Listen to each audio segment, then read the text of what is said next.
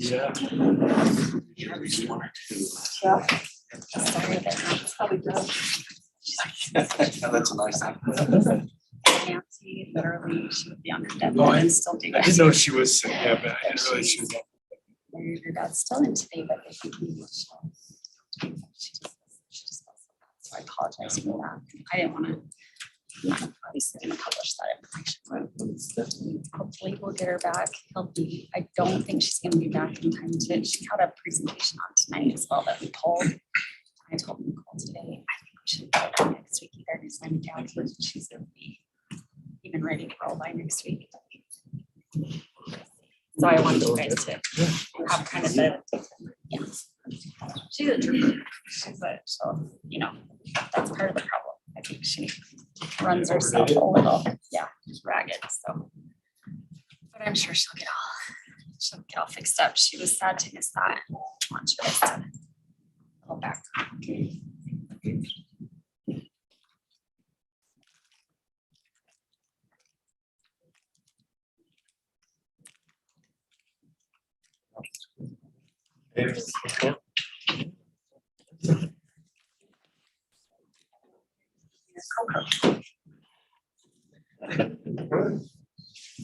So I have a really good get back for Sam.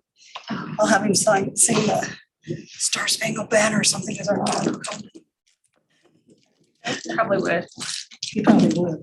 Yeah. Would even be a good payback. It sounds like it wasn't just his idea, so. No, I might have a little bit of a play in that, but not the surprise. Not the surprise. I would never surprise you with that because I think that stuff. I have like major panic over that. Oh, yeah, well, it's over now. It's good. I need to get his thing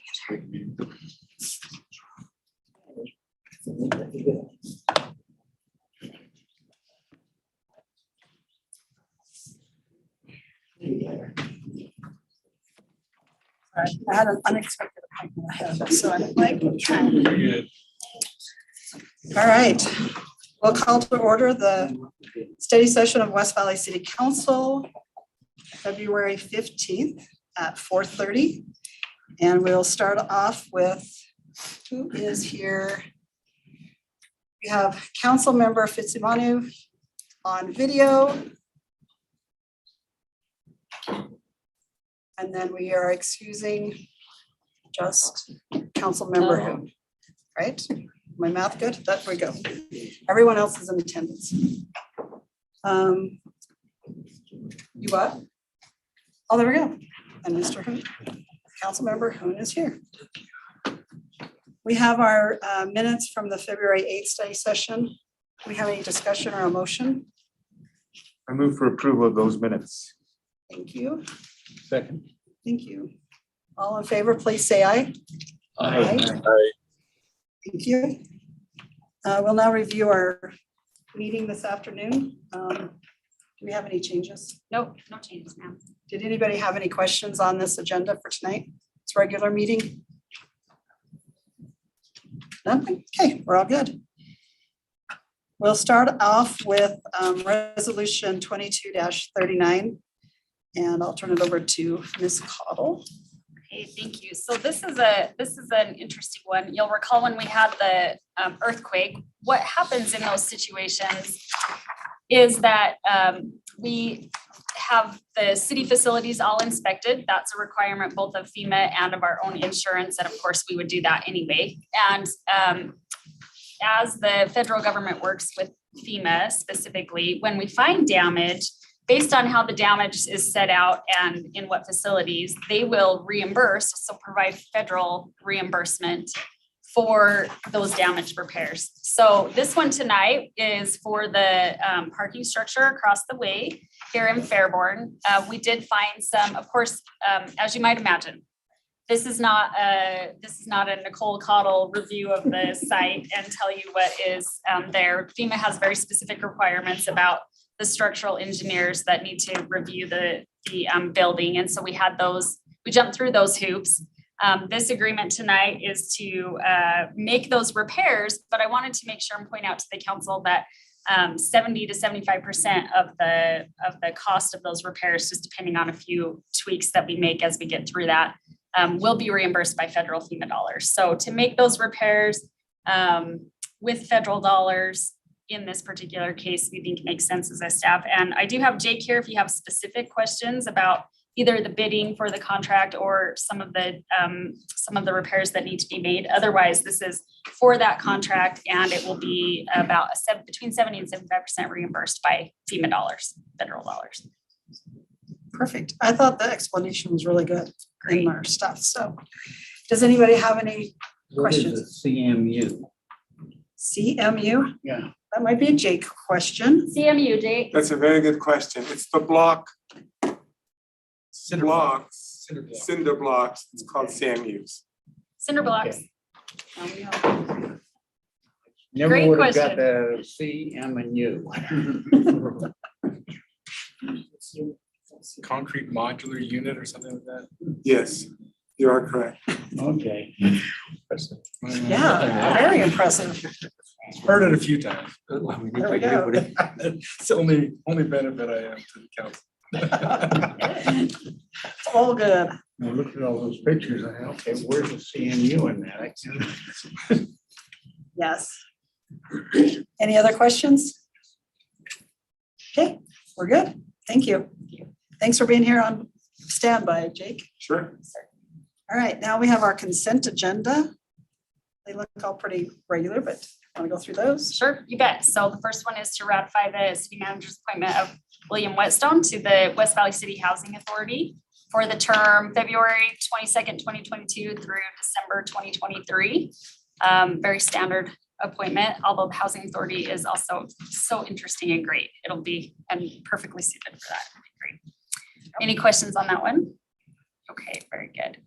The next one is to authorize the city to enter into a right-of-way purchase agreement. These are our standard that we see. You'll also recall your question with regards to these consent agenda items. And I believe if we haven't sent the email with the answers to that, we will soon here. This is for 4987 West Royal Land Drive. And if you have questions, I am certain that we have Dan here to answer those. Somebody can answer them. Yep. So this one and the next one are pretty much this close to the same location. They are, and this is this is a program that I think you're aware of, but it's the pedestrian ramp rebuild and kind of an important and takes a long time kind of project. So Well, and they're not buying much. it's great. So, Very small, $325, small amount. so does anybody have any questions on those two? Zero. And our third one? Okay, is a temporary construction easement for property at 3984 and 3986 South, 6400 West for the I think it was an entrance, something. Yep, there was a flooding problem here, and this is an opportunity where we're doing one project and combining with another project to solve this little stormwater problem that we've had right there long term. Again, pedestrian ramp project as well. So this is just their temporary construction easement so they can utilize the property while they're making the changes.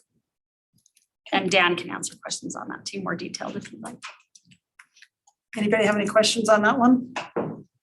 They're so standard that we're good. Okay, we now have our 4700 South and Bangerter Highway update. Are you doing that or are we turning the yeah, time I can over do- to Mr. Allen? We will, come on, you can come on up. Come on I'll up, just do Mr. a little Allen. Introduction. I just wanted the council to be aware that we had asked for this. In addition, I know we had one of these recently, but we did have a neighborhood meeting. Well, UDOT did have a neighborhood meeting on a Tuesday night. And so we wanted to have a little bit None of of a us were there. report on that. Yeah, because we were all here together. We wanted to have a little, That was our bad. We won't do that again. We learned from. no problem. Sorry Thank about you that. for the willingness to Yeah. we appreciate that responsiveness. So we asked that UDOT come and provide of what was happening there and any other questions that the council might have. And of course, Dan is also here as well. So we'll turn the time over to UDOT. Awesome, thank you. We also have, oh, my catches, sorry, that caught me by surprise. We also have a video we did, so we had an online public hearing also the next day. So that video is posted on our project website too. So the information we shared at the in-person hearing and the online person hearing, or the online hearing, were the exact same presentation, just different format in order to accommodate the given climate. So before I dive into the presentation, is there any questions or any concerns that we can, just talk about right now, or, okay, so as we go through the presentation, feel free to raise your hand if you have any questions or comments. So I was just going to summarize, give a refresher of what we're proposing to construct here at 47th and 47th and Bangerter Highway. So we're constructing a single point urban interchange. It's called a SPuy. This is the type of interchange that's seen all throughout Bangerter corridor. So something that's very, very familiar to drivers as we travel up and down Bangerter Highway. So there's 3 different alternatives we looked at: a west shift alternative, a hybrid, and an east shift. The names are somewhat self-explanatory. A west shift, engineers were not very creative with our names, to tell you the truth, right? A west shift is where you shift Bangerter Highway toward the west. Hybrid, you widen to the east and west. And then east shift, you shift the whole facility toward the east. Ultimately, the west shift was eliminated due to costly impacts to those, the IHC, the Life Church, and all those parcels on the west side. Hybrid impacted everything. It was the worst of both options, right? Because you have the impacts on the east and west. And the east shift really was able to utilize that. There's a lot of area behind the Life Church. You guys have noticed, not the Life Church, excuse me, the Bible Baptist Church. So it really resulted in the least amount of impacts. However, that requires us to relocate the aqueduct, which will add a year to the construction schedule. So we talked about constructing a SPuy and shifting the interchange, or the Bangerter alignment toward the east. Next, we looked at the 2 different vertical alignments. So as everyone's here is very familiar with, this document clears 2 different vertical alignments for construction, and UDOT's moving forward with purchasing the right-of-way for purchasing right-of-way, as the right-of-way is very similar for both the under and over option. However, we don't have one identified yet. So we hope to identify that as soon as possible, right? Because that's a very important aspect. And I believe we have an understanding that will, around March, April, that the city and UDOT will sit down and understand if the city's wanting to participate in a betterment in order to take Bangerter under 4700 South. So that's also something that we presented at the public hearing, and both in person and online. Another large topic is these interchange projects. As we've seen all throughout Bangerter Highway, they are impactful, right? Development is encroached very, very close to Bangerter Highway, and when you construct these freeway style interchange, you have to not only make room for the mainline highway, but you have to make room for the on and off ramps. So that is the majority of questions that we and comments we receive at these public hearings. So this slide summarizes the right-of-way impacts. So the base, we have it separated. If you ever looked at the project maps, there's some items that we identify as additives that will be built in the future due to lack of funding now. If it is determined that funding is available, those are mainly aux lanes. If aux lanes is when you get on a freeway and you get off, primarily coming from 54th to 47th. So that's when you see right here, you see the project impacts is at 63. And then you see additive impacts at 28. That's those additive impacts if it's determined that funding is available to construct those auxiliary lanes. So that, Explaining the auxiliary lane again to me. yeah, it's best explained with a picture, to tell you the truth. The pictures. I sent over some maps also. I don't know who's running the show. I don't know if you got those. I do have those. Awesome. This guy's great. So if you zoom over here in the bottom left corner. Oh, wrong direction. No, you're good. I'm impressed you can navigate as well as you can. So an aux lane is, so at 54th, when you get on a freeway, you typically are pushed into mainline, right? So you have to merge. Okay, An aux lane is if you get on the freeway and you just stay in the aux lane and you get off at the next exit. so there's not as much merging. Yes. So it Okay. reduces that weaving, and that, we've all been, like, for example, over here on 201 and 250. It's scary, right? So it allows drivers to have more time to merge, and it creates a less less likely that there's going to be congestion. So, Okay, thank you for explaining that better for me. yeah, so that's something on the maps. We tried to make it really clear. That's why they have those little stars. I mean, that's something we would like to construct, but given the construction climate and the right-of-way climate, right? I mean, prices are just escalating really quick. So we want to make it clear that we might not build this right now and you might not be impacted, but it is in our plans in the future. So, and we would like to construct it with this project. Because it would be cheaper to do it at the same time than go back and do it. But if you don't have the funding, you don't have a choice. Yes, perfect, yeah. Thank you. Let's go back to the presentation. I don't want to touch it because I think you've got it. Back one slide. So this summarizes the different impacts, and there's a total of 91 impacts, and this is to each parcel. So breaking this down further, you see there's 29 full residential acquisitions, and that's the majority of the comments that we received is, I mean, it's a big deal, right? This is a significant impact. Then we have 7 impacts to commercial. That one's a little misleading because the Bible Baptist Church actually has 5 parcels.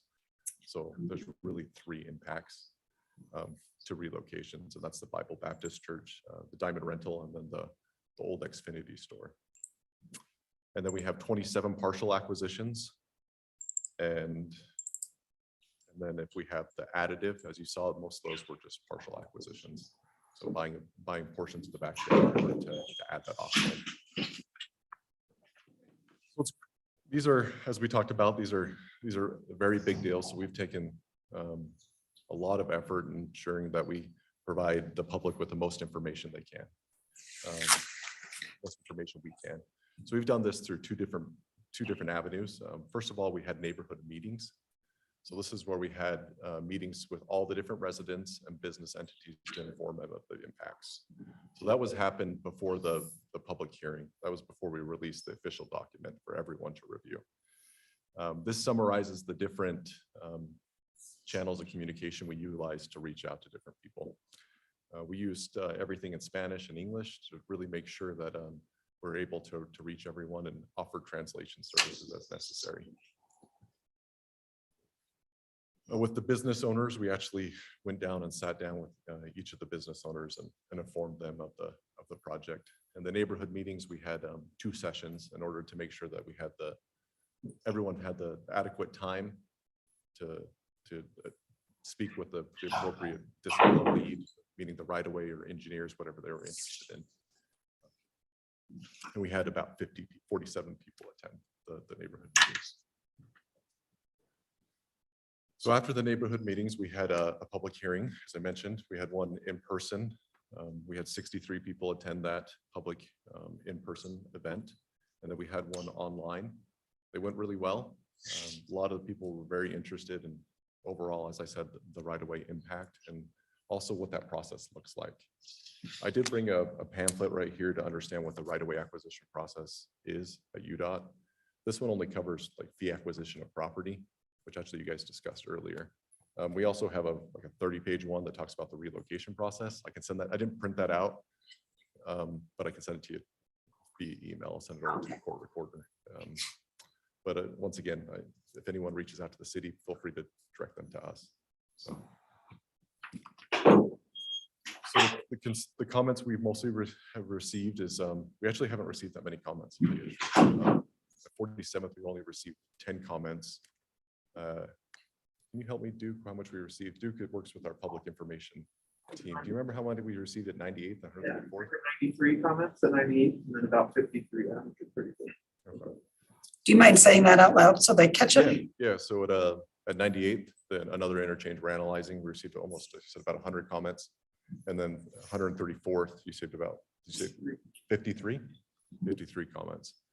So I really wanted to emphasize that we really haven't received that many comments, which has been somewhat kind of surprising, but we have really strived to get the word out there. I mean, you guys saw some news stories, right? We've been working with the Salt Lake Tribune and I believe it was ABC4 and doing interviews and really trying to make people aware of the project. Question I have, if you had 63 people at the in-person, Yeah, you only had 3 verbal responses.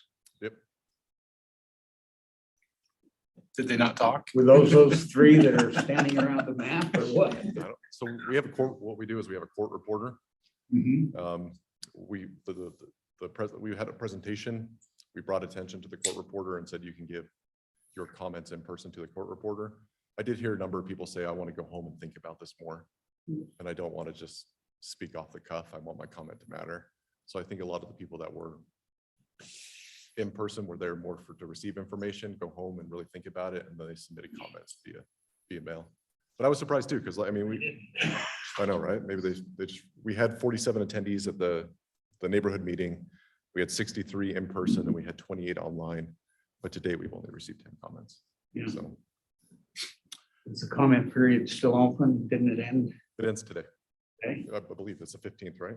Yep. Yep, so it ends end of business today. So, or is it midnight? Midnight tonight? So we could get 10 more comments. We could, and these again are formal comments. That's Yeah. not to say all of the stakeholder interaction that we've had so far. A lot of people have been reaching out with questions and concerns and we're talking to them, but these are just actual formal comments. That's important. Yeah, I don't want to make it seem like we've had a lot of interaction with people and a lot of dialogue with people about what the right-of-way acquisition process is.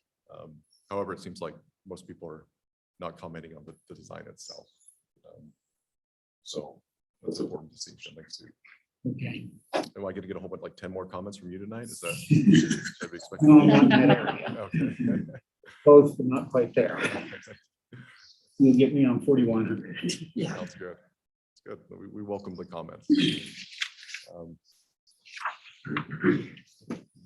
So moving forward, I want to, most of the comments were concerning the right-of-way acquisition process. This outlines the high level of what the right-of-way acquisition process is. The main item I really want to touch on is that when we buy a person's house, we pay them for their house, the fair market value for the house. However, we also have a relocation assistance program where we recognize that the house that they're in now that we're buying might not be enough money in order to relocate them, right? So we do a study to see what the other houses that are similar to their house are selling for in the market. And we offer a payment that allows them to move to another house. The official term for that is, let me go see, it has a fancy technical term. In addition, it is called the replacement housing study is what we conduct. In addition, we pay for the moving costs and we offer an interest rate differential payment. So our goal really is when we relocate people is to make sure they're in a similar situation as they're in now, if not better, because they're not going to be living next to Bangor Highway. That's a common theme that we hear throughout is the people that are left behind are a little more angry than the people that are relocated. So, is there any additional question about the right-of-way acquisition process or the relocation process? How about the commercial? Do we know where they're gonna end up Yeah, or? that's a great question. So like the Bible Baptist Church Diamond Rental, that is a different process. So we'll compensate them for I think Diamond Rental's renting, right? So we'll buy the land and then we pay for Diamond Rental's move. I don't know if they're going to stay in West Valley City or if they'll move out of the city. I can't speak to that. And then we pay them a reestablishment cost because they have a new location and they have to advertise and make known their new location. But I have not spoken with them concerning their property search. We notified them a while ago though. I imagine they're underway. So we have started appraisals on the commercial properties. And we'll be getting appraisals here soon on all the residential properties. Our goal is to really give the people as much time they can to find a new house and afford them and once we do the appraisal and the relocation study, they'll know how much money they have to work with. Start looking for new properties. Next steps. So we would like to purchase all the right-of-way for this project by the end of the year. One item we talked about with Dan too is once we purchase the property, right, they move out and the house is left vacant. We really try to make sure that is one comment we heard in in the public open house. Is the gentleman that was over the neighborhood watch was concerned about that. And we really strive to get those removed in about 30 days. Luckily, I know the West Valley City Public Works Director. He's going to work very hard it's great to work with, and will help us expedite the permitting process, right? To remove those houses. That's something we're aware of, and we'll work closely with West Valley City to ensure, while they are vacant, that they're being patrolled by police and that they get removed in a timely manner. But there is a lag from when we purchase it, because we have to get the permits to demolish them, and we have to do asbestos testing and things of that nature. So we hope to purchase all the right of way in 2020 by the end of this year for construction of the aqueduct this upcoming year, right? So that's the first item of work that will be done. And after that, we'll move into interchange construction 2024, 2025. So. Any questions? Anything from the council? It's a lot to process, right? But it's a big project. It is. This is the first of many, right? As we move to 41st and 35th to 201. So. Okay, do you mind introducing your counterpart? It does pick up pretty much everything, so I need a. Thank you.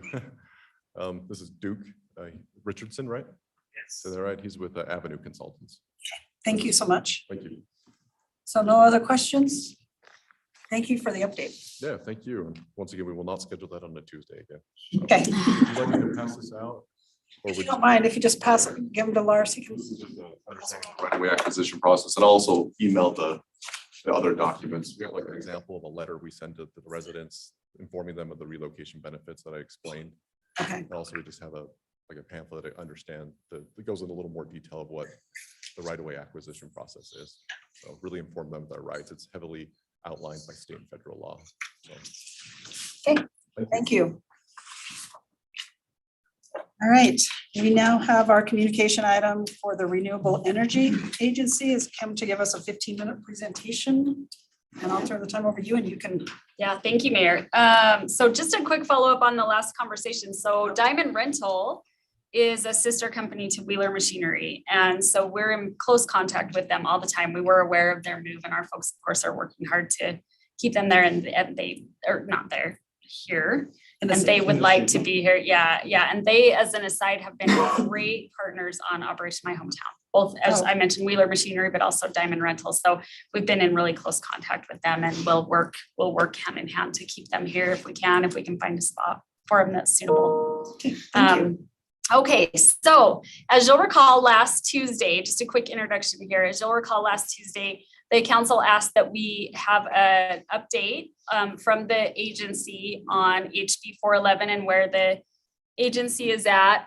So I just wanted to say how much I appreciate Mayor Silvestrini and Mila Dunbar-Irwin and Christopher Thomas. I put out a very distressed Tuesday night email saying, we need a presentation. Can you guys come? And Christopher was really wonderful to provide this quick turnaround, and we sure appreciate, or I sure appreciate their willingness very much, and just wanted to introduce them. And as you'll recall, this agency was to be set up under HB 411. It is in existence now. They've been meeting since December proactively and can give you that update. But these are the representatives that have come to do that. And again, just appreciate the fast turnaround so very much, and sure honored to have you with us. So with that, Mayor, I'll turn the time over and. Thank you very much. You guys hear me okay? Yes, we can. Thank you. Okay, awesome. Just make sure I'm not muted or anything like that. So anyway, Mayor Lang and members of the council, it's actually a privilege and honor to come and present this to you and to kind of fill you in on where we are about this this project. You know, like all of the municipalities in Utah that adopted resolutions to participate, you know, we all have had our reservations and maybe still do, and we're still learning. But I think we've got some good news to share with you. And actually, the thing that I'm pleased about is that it sounds like this might actually cost ratepayers less than what we might have feared. So like everybody, I think, you know, my community is not going to jump into this thing and adopt a resolution at the end of the deal if it's unaffordable for our residents. And But yeah, we did think it was worthwhile exploring it and making sure that we were not missing an opportunity to actually do something transformational with respect to how we get our energy. So what we've done is of the communities that adopted resolutions, we invited people to come in and participate in some discussions to set up the governance of an interlocal agency that would basically work with Rocky Mountain Power to design the program and ultimately operate the program if it blossoms to fruition. And so city attorneys and from a number of communities participated, and we had some discussions and kept going back to our full committee for advice and consent on some of the concepts we talked about. We wanted to design a governance structure that would work, B, account for the fact that we have large and small communities in this endeavor. And, the large communities are, we're concerned about the tail wagging the dog and not being, dragged into something that would be unfavorable when our communities might be paying the most and have the most at stake. But we wanted to balance that with the fact that the smaller communities that are participating also don't want to be, sleeping next to an elephant and not have any say in what's going on. So I think we've struck a balance on that, and I'm going to talk to you a little bit about that. So the basically the timeline on this, that the legislature passed House Bill 411. 23 communities passed resolutions to make them eligible to participate. West Valley was one of them. And then we began working basically for about 1.5 years to structure a governance agreement. And to date, that governance agreement has been adopted by 15 communities, and 8 communities, including West Valley, are still eligible to join. And we extended that eligibility date just basically, we recognized the date that we had contemplated before would deprive, new members of councils who were elected, this past fall to take office and figure this thing out. So we extended the date to May to join if you still would like to do that. Anyway, the agents, we also formed 3 subcommittees to look at this issue and made arrangements to hire legal consultants to advise us and to negotiate with Rocky Mountain Power to basically design a program and then move that through a rate-making process with the Public Service Commission. So that's basically where we are right now. We have committees on, well, I guess we'll talk about financing first of all. We looked at what we estimated it was going to cost to fund this program, principally to hire some lawyers to help us and also some consultants to help us, deal with Rocky Mountain Power and design a program. And so we formed a program design committee, which is in charge of that. We also wanted to address, and the statute actually requires that we address how this would affect low-income ratepayers. So we have a low-income plan committee that will talk about strategies that individual communities might consider to adopt to cushion any blow that this might create, if any, for lower income members of our community, to make sure that everyone can participate and that there's equity in this proposition. And then we also have a committee that does communications. The interlocal agency elected officers, and the chair is Dan Dugan, who's a council member. He's chair of the Salt Lake City Council this year. Our vice chair is Angela Choburka, who is a council member in Ogden. And I volunteered to be the treasurer, and Mill Creek is actually acting kind of as the trustee of the funds that get paid in, and then we're paying the bills. We did this to try to streamline it and not create a separate entity that would have to file tax returns or go through a lot more process. But basically, we don't do anything without a vote of the board in terms of expending money, and all of our contributions have been set forth pursuant to the formula that we'll talk about in a minute. Our secretary is Emily Quinton, who's a staff member in Summit County, and the way we structured this, every community that's a member gets a seat on the board, and that seat can be held by, we prefer elected officials, but we have a provision for alternates, and those can be staff members. So, we have some communities where actually staff members, maybe know more about this than council members or elected officials. So it's a great partnership where we have the benefit of that expertise, as well as, I think, the accountability that elected officials provide with respect to this in making the decisions that will ultimately affect our residents and taxpayers in our communities. So on the governance overview, we'll talk about voting in a minute, but we designed this, and bottom line of it is we created an interlocal agreement that's governed by a board. And as I mentioned, who the board members are, and then we vote on the decisions. And in order to, as I mentioned, protect larger communities from being dominated by smaller communities, we adopted a weighted voting measure. And the way that works is the weight of the vote actually changes through the process as this thing develops. But right now it's basically a ratio that's calculated based upon the number of ratepayers you have, which is proportional to population, but it also includes business customers. So number of ratepayers, and then it also includes the electric load, because the electric load is everything in terms of how much power gets used in a community. Some communities have more industrial and manufacturing uses that might at least at this point, be using a lot more electricity than just a plain old residential community. So we factor both of those things into the weighted voting regime. And then basically any two communities can call for a weighted vote. We didn't want one community to be able to swing the whole thing.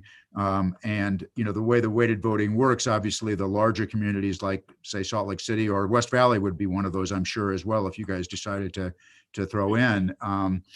We didn't want one community to be able to make the decision. So two communities have to call for a weighted vote, and then the vote is counted based upon those ratios.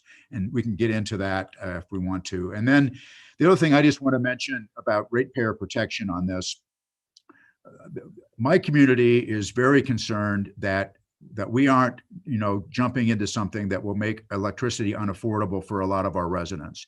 And some of the encouraging news that we've had in talking with Rocky Mountain Power and studying this issue, the cost of renewable energy is coming down to the point where it may ultimately become as affordable as fossil fuel energy. And if that were to happen, as we anticipate it might, there may not even be a rate premium to be in this program. And that's why we wanted to continue to explore it. Okay. And I can assure you, there's still lots of opportunities for our community to opt out of this, even before we get to the point where our residents could opt out. But I'll just say that I think some communities are going to opt to not pursue this if it looks like it's going to be super expensive, or even moderately expensive. We're sensitive to the fact that this needs to be affordable in order to work, but we're hopeful that maybe it will be. So I don't know if you want to go in. Did I cover everything, Christopher, or? Yes, Mayor Silvestrini, thank you so much. What I'd love to do is now hand it over to my colleague from Moab, Mila, to talk a little bit more in depth about voting, and then I'll finish this up. So go ahead, Mila. Thanks, Christopher. Yeah, and thank you so much for letting us be here to chat. And as someone who does come from one of the very small communities, I can assure you that we have looked over all of the way that the weighted votes work and everything, and decided that it was still worth it for us to participate in this process, because we do trust the governance agreement and the way that it was worked out. So this is just a slide that is that shows the breakdown of the voting and how it works between when we started, when the board was formed last summer, and what we anticipate will happen after implementation. And implementation here refers to when the program is approved by the Public Service Commission. So for the most part, what we've been doing so far is a simple community majority vote. Each community that's participating has one vote. And as Mayor Silvestrini was saying, we have the option to call for a weighted vote on any of the decisions that we've made so far.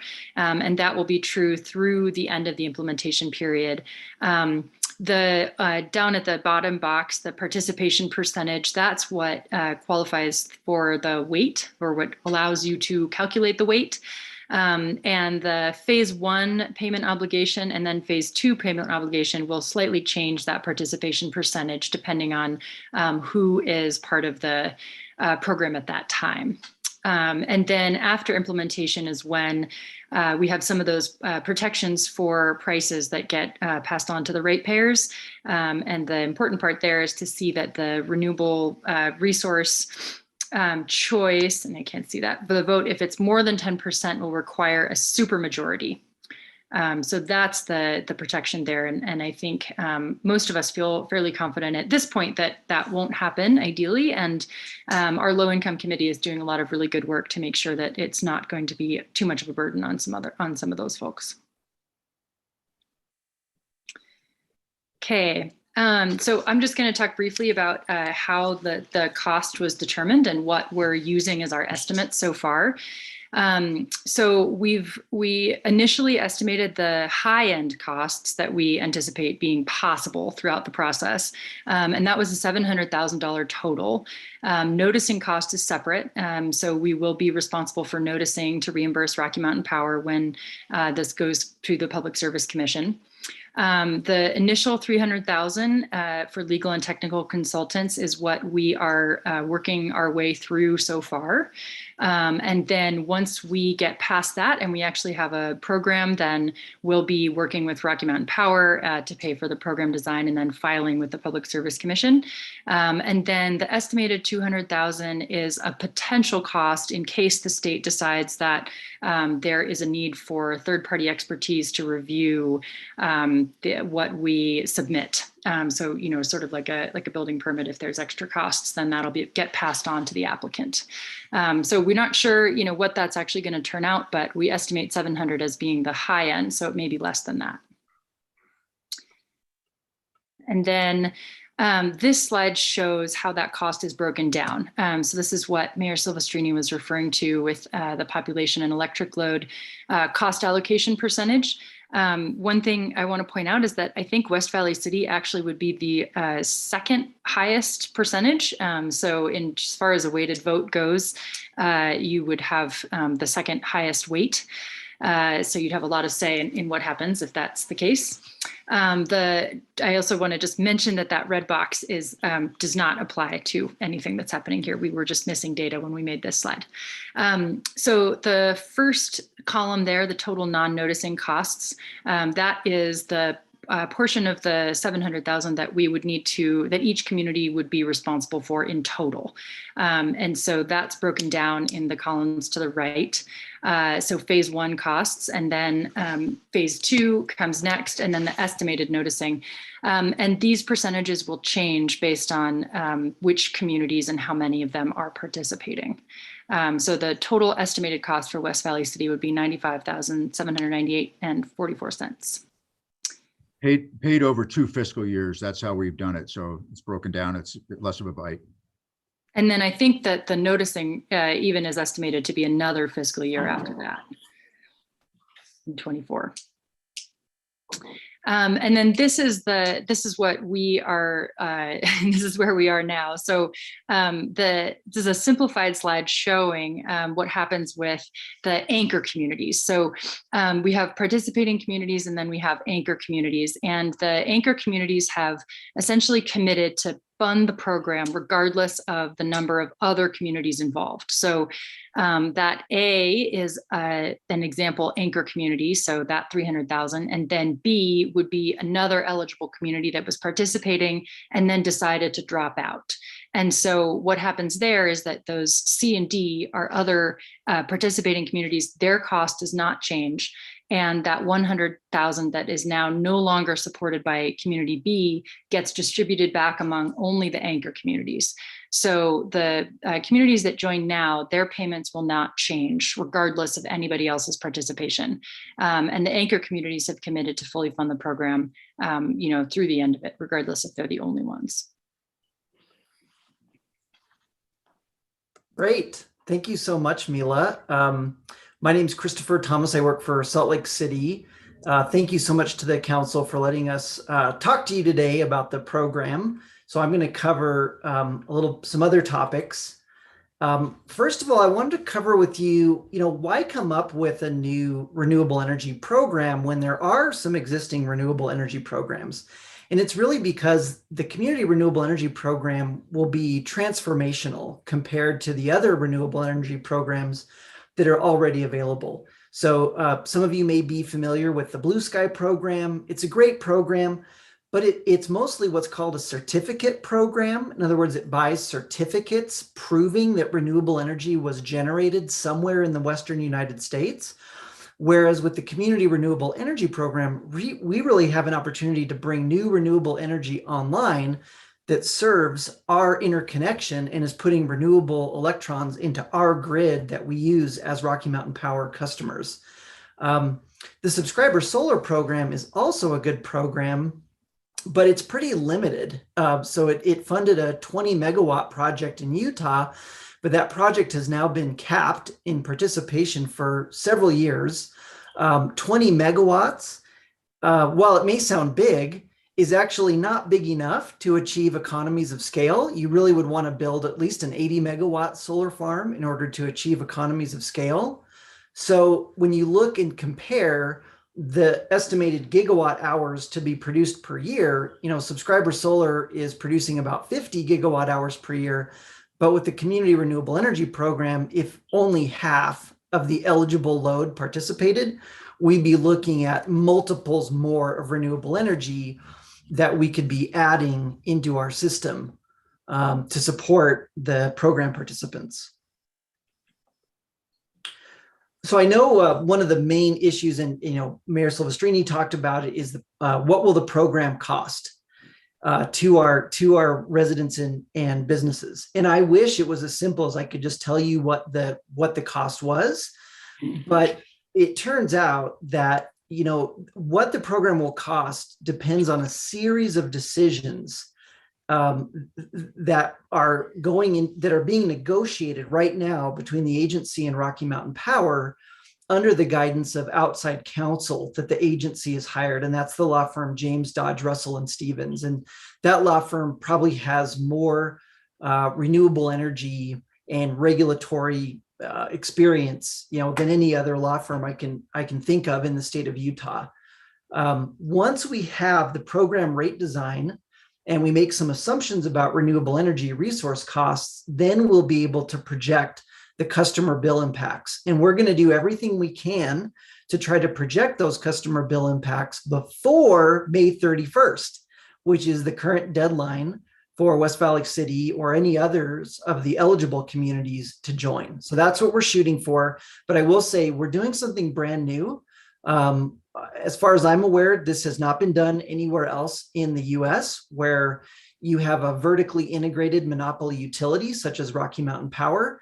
And then you've got communities who want to have more of a say over where their energy comes from. So, we're doing our best, but the timeline can change a little bit.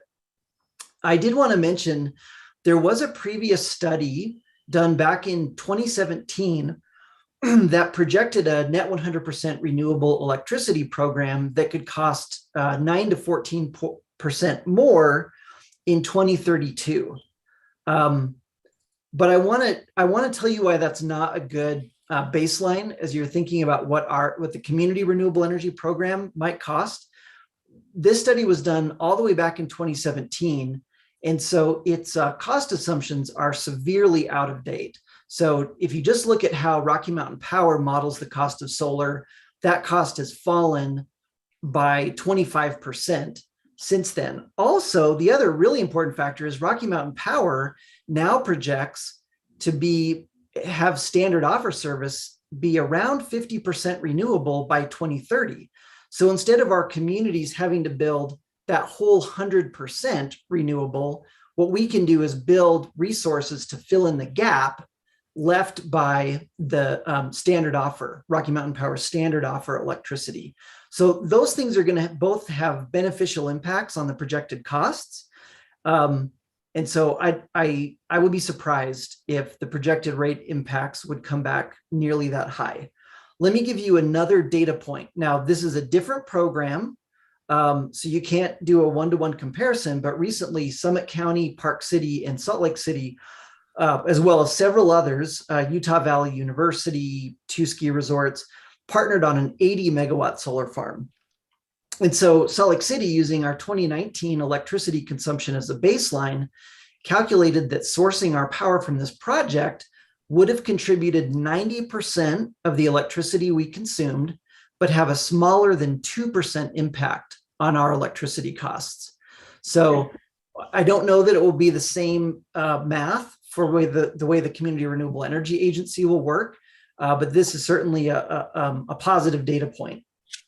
And then the last thing I wanted to mention about cost is that the agency's voting structure, and Mila mentioned this, it's intended to keep participating customers' costs within 10% of standard offer service. So if that cost would exceed 10%, that 10% threshold, it would require 2 affirmative votes, both supermajorities. So it would require a supermajority of participating communities and would also require a supermajority of participating electric load. So it makes it very unlikely that we would be looking at cost differential that high. Let me finish up with next steps. So as we've talked about, in summer of 2021, the agency formed. We're now in the thick of designing the program. So that's rates, cost projections, the low income program, with a reminder here that the current deadline for the remaining eligible communities is to join by May 31st. And we would love to have West Valley City join us so that your voice can be heard and help influence these important program decisions. You know, I think we believe in strong collaboration as an agency, and so we'd love to have you join our effort. We're hoping that later in 2022, Rocky Mountain Power will file the program application with the Utah Public Service Commission for their review. And then assuming that that program gets approved by the Public Service Commission, then there's a 90-day window that kicks off that says, okay, for all the communities who are on board with the program application, do you actually want to stay in the program? And if they do, they've got to pass an ordinance to finalize their participation. So even if West Valley City joined for phase 1, there's still an opportunity to exit back out of the agency all the way up until this step. And if West Valley City said, hey, we joined the program, we contributed our thoughts and ideas, you know, we feel like we were overruled in the votes and so forth, you know, you could jump out before phase 2, or you could just decide, hey, we're not going to pass the final ordinance, and therefore West Valley City wouldn't be locked into the program. And then hopefully we'd be looking at our first big renewable energy procurements, you know, wind farms, solar farms, large scale batteries, et cetera, in the 2023 to 2024 timeframe. And then between 2024 and 2030, we'd be looking to acquire additional resources so we hit that net 100% target by 2030. So anyway, I think I've included a few other slides that I'm not planning to cover, but it's to give you a little bit of further reading so that you can see some of the level of complexity that the agency is required to deal with by state law, and that we're planning to work through in our work plan with Rocky Mountain Power. So please feel free to refer to those slides if you'd like that detail. But let me now please open it up for any questions that you might have. Thank you. Any questions? Or any of the 3 presenters? You've outlined the, for lack of a better word, the startup cost. What does it look like in terms of projecting ongoing maintenance costs for the committee and the program?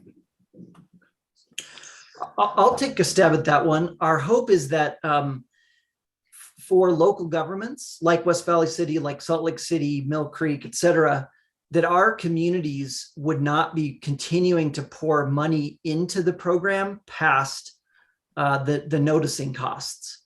So in other words, we're hoping to design the program so it's fully self-sufficient once it's up and running.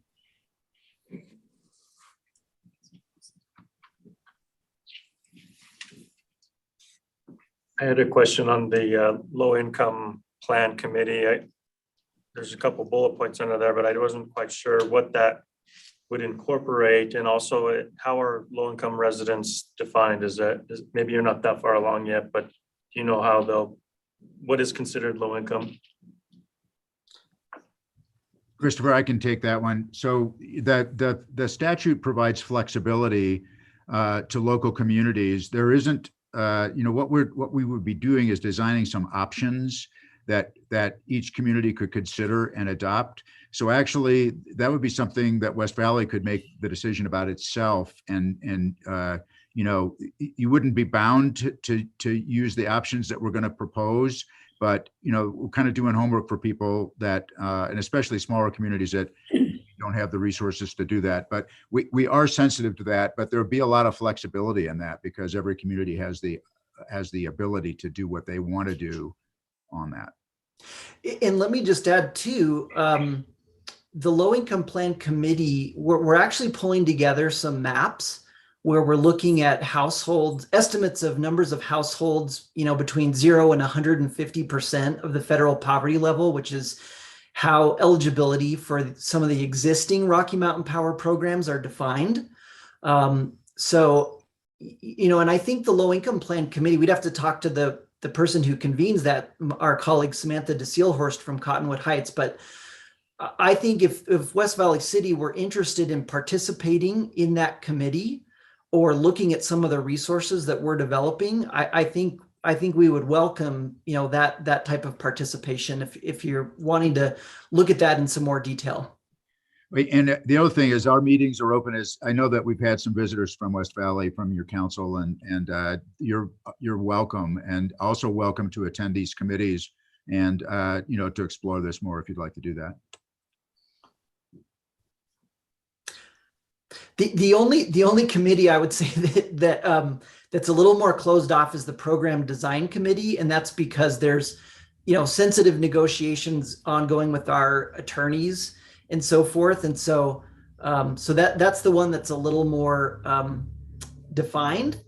But yeah, the others I think are far less sensitive, and the program design committee will basically come up with recommendations, and once those recommendations are pretty hashed out between the program design committee and Rocky Mountain Power, all of those will go back to the board for a final vote and decision before they're not enacted, but before they're finalized.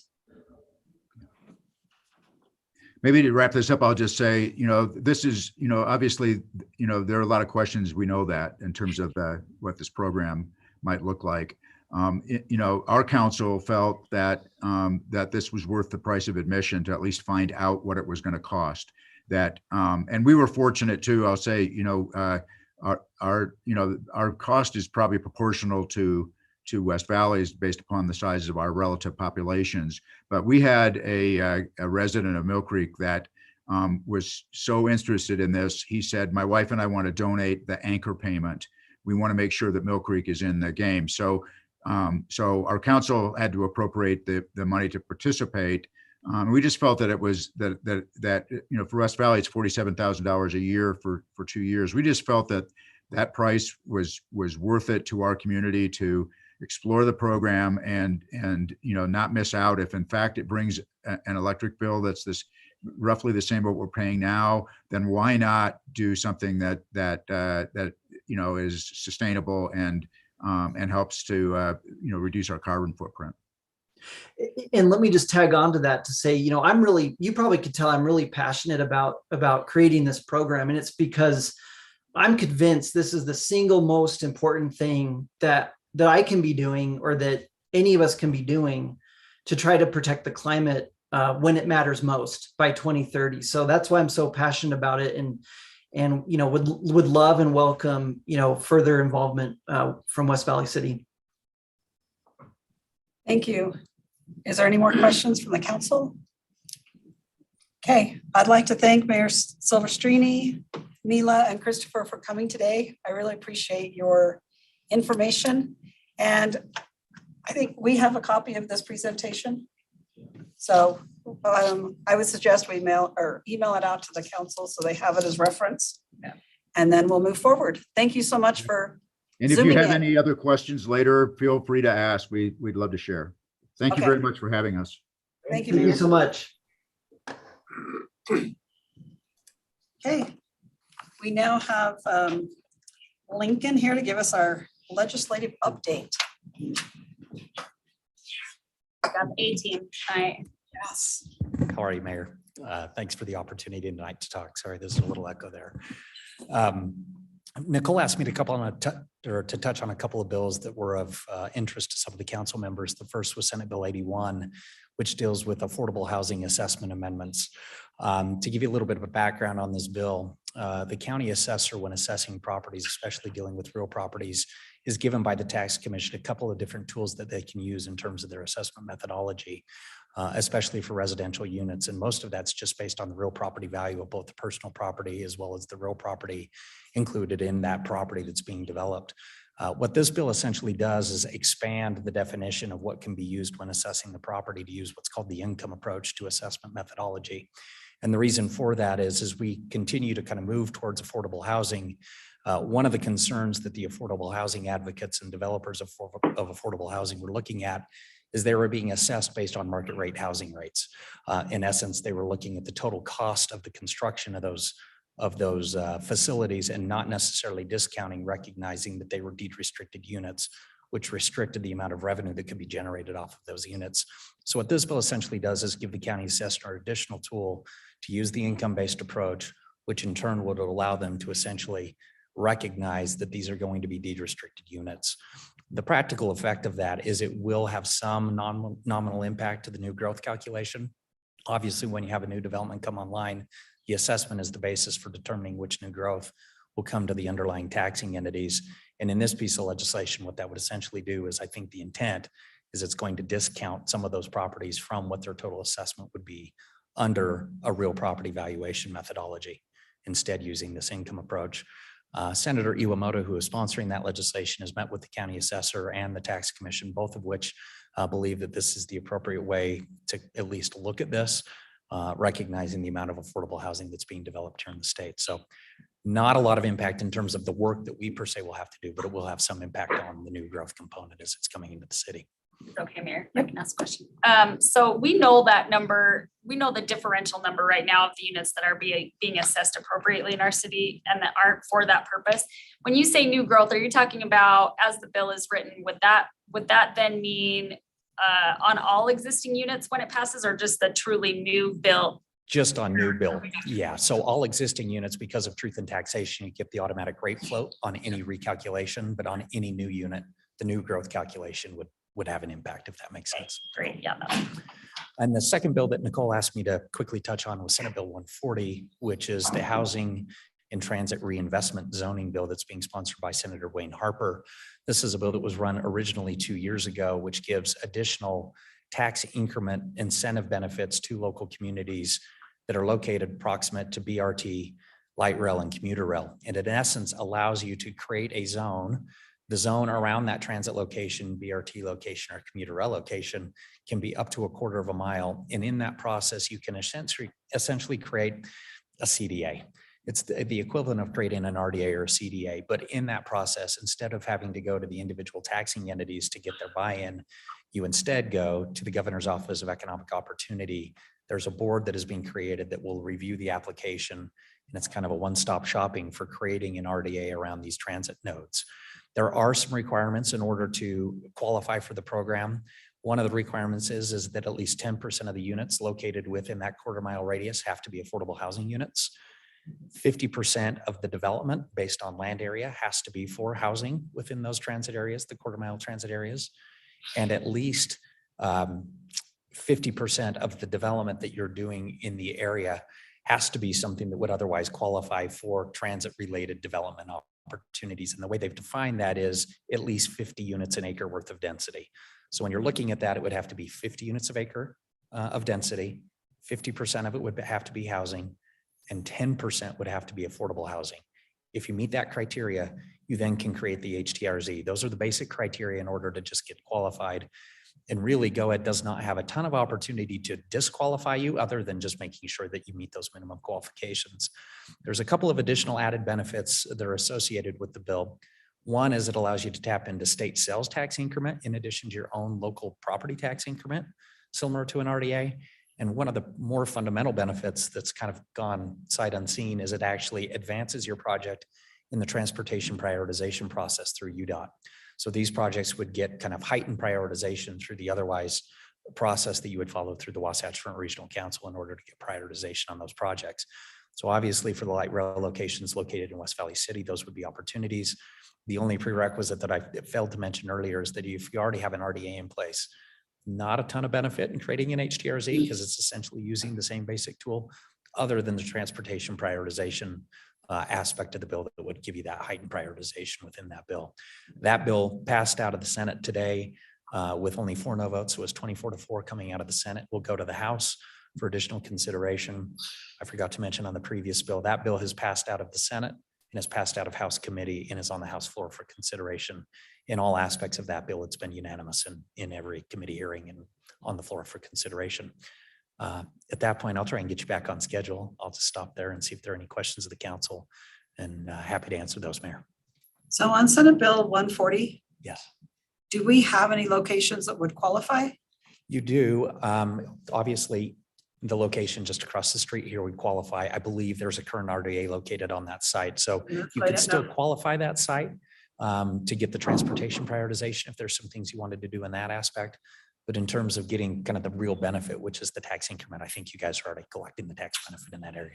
So the other one, Mayor, that I will just chime in is along Parkway, right off of Redwood Road. We have some properties that the RDA owns there for purpose of redevelopment. It would be heavy redevelopment in that area, but certainly in the general plan, that's a transit hub where we've talked about potentially having some housing and meeting some of these qualifications. Just so you know, to give you a reference, the first ICO apartment building out here is, and I'm gonna get this wrong, so Steve, don't throw, it's 83 or 86 units to the acre. To give you a density sense, that kind of building is about 80, I'm gonna say 80, let's just split the difference, 85 units to the acre over there. So when you're talking about 50 units to the acre, for sure, for a redevelopment purpose in our city, as you're aware, we would be at that level anyway. So the other one, the one that's been kind of discussed and would potentially fit here is that one.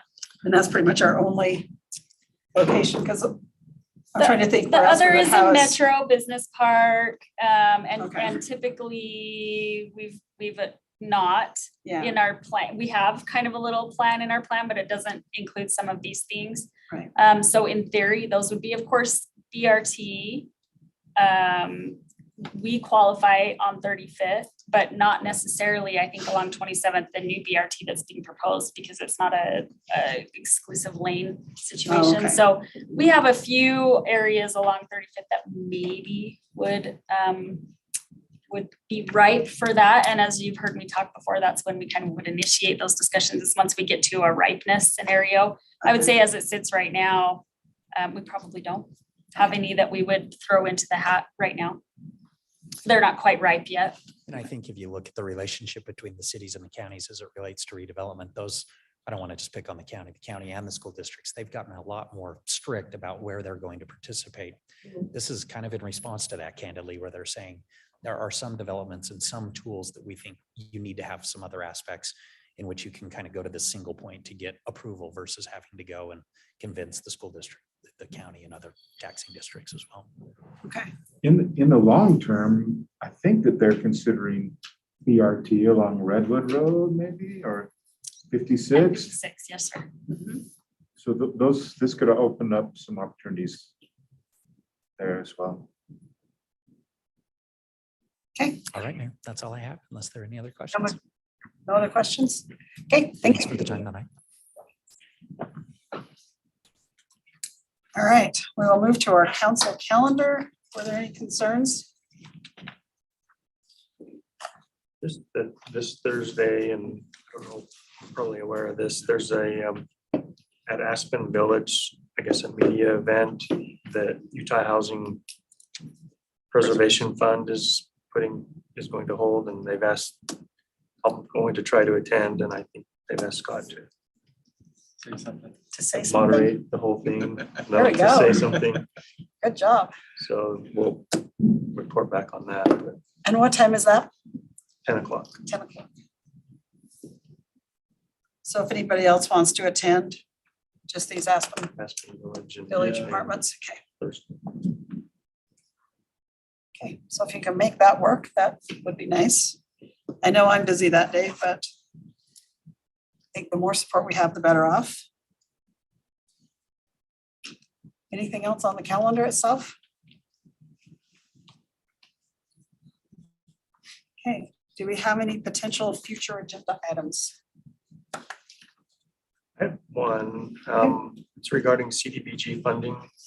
Would it be possible to just get a review of that, what's coming in and what we're using the funds for? I'm familiar with the purpose of the funds. I've seen them used in other municipalities through my work, and I'm just curious how we're using ours and how much is coming in. Yeah, when do we usually have that on our meeting? I think we just signed up on the list. We have an application cycle and whatnot, but we could do either a memo. I think we probably have a memo put together from the last round, or we could do a formal, we could do a presentation, whatever the pleasure of the council. Happy to do that. Memo's fine, just. Okay, Oops. okay, yep, we'll get that right out to you. Send it to me too. We'll just Maybe send it to the whole, everybody. whole council, sir, yep. And we're all on the same page, correct? Okay, any other potential agenda items? Got Yes. one. Our Healthy West Valley Committee will be bringing to or is through me and Councilman Christensen, a request. There is a funding opportunity that because our city was designated in 2020 as a healthy Utah city, we are eligible as a city for up to $8,000 of capacity building funding this year through the Get Healthy Utah organization. Eligibility is contingent on us passing or adopting a resolution, which is actually, in my mind, not controversial, but obviously we'd want to at least discuss or review. It's a resolution that encourages us to consider health consequences in every policy decision that we make. So with that, we can actually apply for the funding with the commitment that we would discuss and adopt something later on. But the deadline is the 25th of the month. So I wouldn't be surprised if at least one member of the group maybe makes public comments or something tonight as well. But just to let you know, they're happy to submit draft language of a resolution or what other cities have done, just so we can get a feel for it. And if we are cool with that, to move forward, they would enjoy $8,000 of funding, and that would help. The city has been great with all the support they give as well, but it would wean off a little bit of that as well for them for some operations. So you can apply for the grant before the deadline, and then we can take whatever time we need to look at the resolution and then adopt it or not? That's my understanding. Yeah. Okay. So do you mind getting that information to Nicole and Kamek, and then she can For sure. get on there? Yeah. Okay. And I wasn't at the meeting where that was discussed necessarily, but I know our Craig Thomas was involved and Okay. yeah, and folks from Great. Parks and Rec are aware as well. And then the other item I have is a pseudo agenda item, and it has to do with this decision at hand about HB 411 and renewable energy. I think that, and we talked about this a little bit in strategic plan, but we haven't done a great job of informing our residents about the proactive moves that the city has already made. And it would be amazing to have a flashy, for lack of a better term, a marketing brochure to really show not only the steps that we've taken proactively to this point, but also what is the plan? Because we do have a commitment to 2030 being 100% renewable. Everyone around the table was cool. Well, you folks didn't get to vote on that, but the rest of us did. And I don't see us pulling back from that commitment at all. But when folks do ask, well, then what is the city's plan? It'd be awesome to have just something, flashy to be like, hey, this is the plan. This is the alternative that we have that we're not. I think the perception, and I had the same perception as well, that look, this is the only alternative out there if we want to get to 100%. But we know because we've discussed it and we get communications, et cetera, but I don't know if the general public necessarily has that same awareness. And that would be a great asset for us to be able to provide. Well, I can tell you staff has already started on that. Awesome. Lars was interviewed today about sustainability, and I was myself, so that they can do a video. Nicole's gonna be on it. There's gonna be a Nice. slew of people, and they're gonna put that on our social media, on our website. And so they are moving forward doing that already. I Sweet. think we need to put it in layman terms too. Yes, Okay, You I gotcha. know. Yeah, I speak agree. Several languages, but like some of that they presented today, I still couldn't understand. yes. So, Just throw in some acronyms, CMUs, stuff like Yeah, that. it's so easy. Cinder Thank you. block. Per usual, you folks are 10 steps ahead of me, but. that makes- Yes. I don't know about Lars, but I had a 3-minute notice that it was gonna be filmed, so I was all kinds of excited for mine today. Surprise. Surprise, surprise. Okay, any council reports? I did attend the South Salt Lake Valley Mosquito Abatement District Board meeting this week. And we are in the process, mosquito abatement is in the process of hiring seasonal workers. So if any of you have teenagers 18 and above, or college students that you know might need a summer job, it's a good opportunity. Just go to their website, and we've got the application there on the website. Okay, I went to the Association of Municipal Councils meeting a week ago. And they were talking about connectivity. And I think we're pretty well handled with connectivity in our city. The one thing that caught me off guard a little bit, they're talking about, I think it was Las Vegas and their connectivity, and they have cameras in Las Vegas. And if the cameras identify a gun, that they can identify, they'll notify the police. And I felt like I was part of Minority Report or Eagle Eye. I was just like, that sounds interesting and scary, but it was a good meeting though. good, thank you. Yeah. Anybody else?